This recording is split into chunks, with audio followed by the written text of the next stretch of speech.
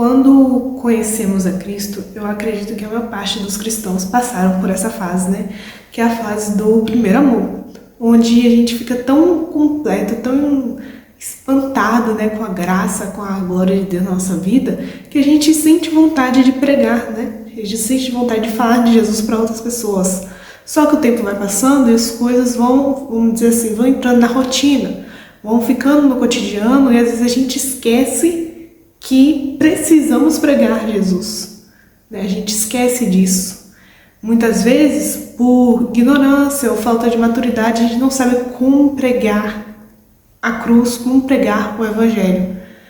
Mas tem pessoas que simplesmente não pregam Jesus, não pregam nada sobre o Evangelho e elas acham que está tudo bem, e não está tudo bem. Até porque lá no final de Mateus e dos outros Evangelhos, Jesus fala que nós precisamos pregar para outras pessoas. Então, ide e pregai o Evangelho a toda criatura. Então, foi algo que Jesus ordenou para nós, né, os seus filhos. Agora, tem pessoas que, por exemplo, elas acham que estão pregando, elas acham que estão apresentando Cristo, mas na verdade não estão. Elas estão fazendo algo totalmente contrário. E eu vou mostrar um exemplo claro aqui, que é Mateus 13, versículo 53. Quando Jesus acabou de contar essas parábolas, saiu dali e voltou para a cidade de Nazaré, onde ele tinha morado.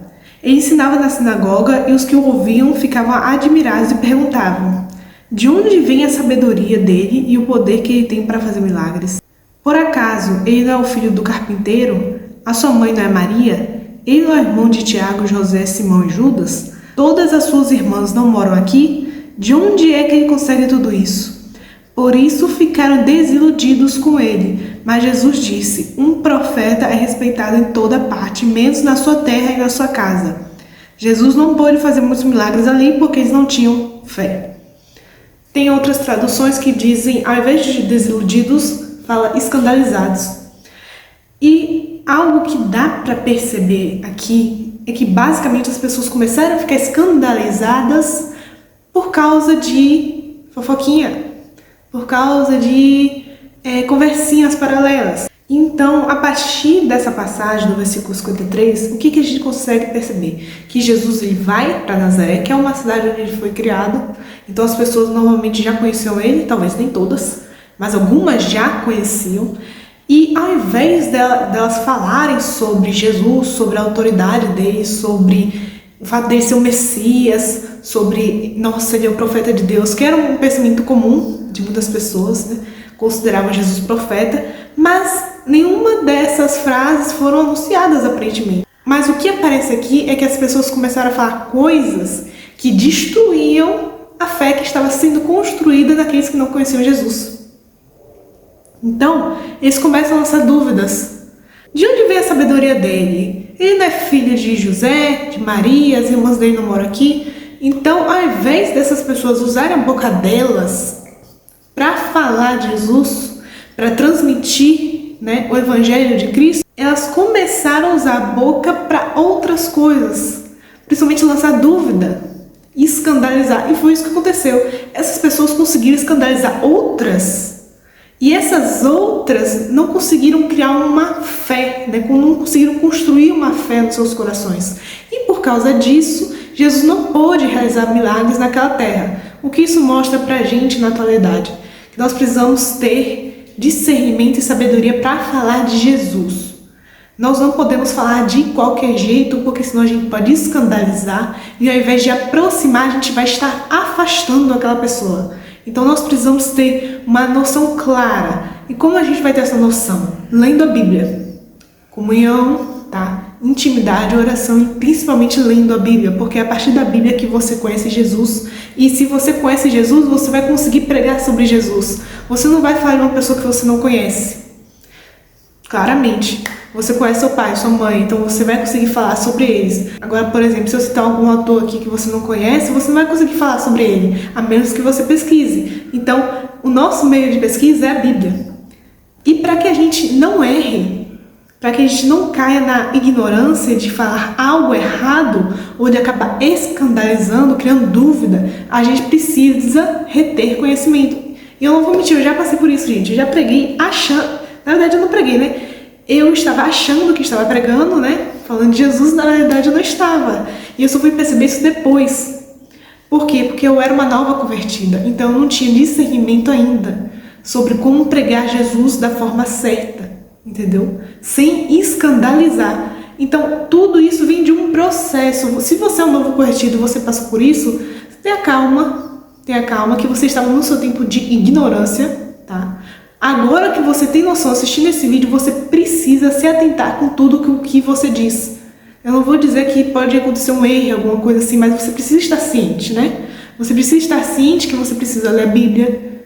E se você falou algo errado, você fala com aquela pessoa, olha, eu errei nisso, nisso e nisso.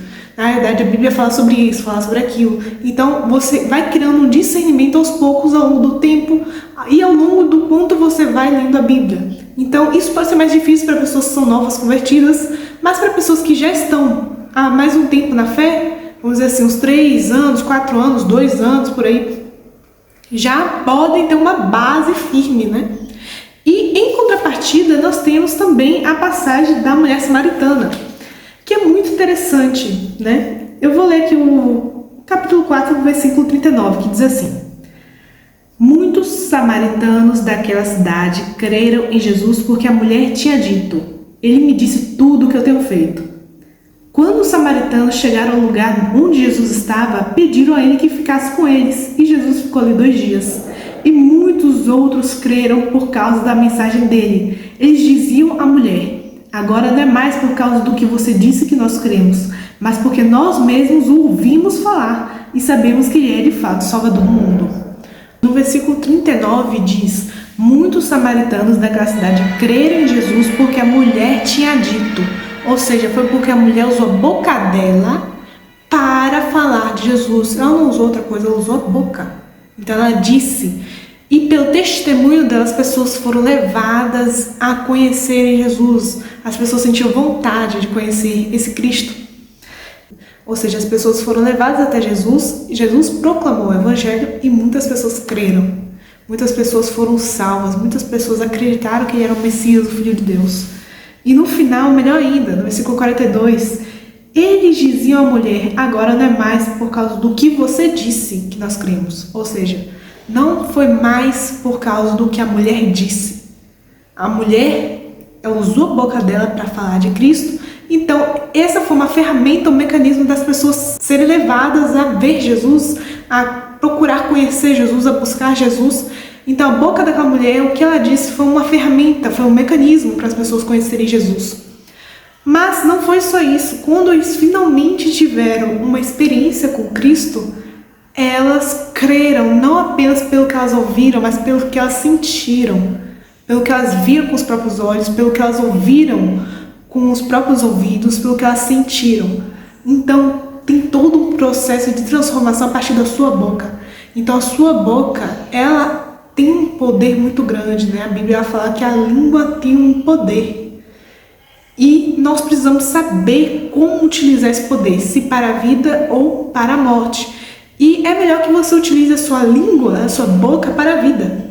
Não para proclamar dúvida, mentira, calúnia, escândalos, que nada disso é o que Jesus pede, nada disso é o que Jesus mandou você fazer. O que Jesus mandou você fazer é pregar o Evangelho.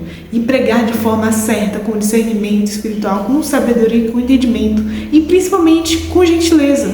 Você não vai falar com uma pessoa que não conhece a Cristo, nunca ouviu falar de Jesus praticamente, não tem uma Bíblia em casa, só sabe o Pai Nosso às vezes, nunca teve um contato nenhum com a igreja e você vai chegar na brutalidade. Você não vai fazer isso, entendeu? Tem toda uma forma de você falar com uma pessoa. Às vezes, dependendo do tipo de pessoa, você vai falar de um jeito, você vai falar de outro. A sua boca deve ser usada para proclamar vida e não morte. Nada daquilo que leva as pessoas a se afastarem de Cristo deve sair da sua boca. Deve sair da sua boca coisas que edificam as pessoas e que façam com que elas busquem a Deus. Então eu espero que esse vídeo tenha te edificado. Muito obrigada para quem assistiu até aqui e tchau, tchau!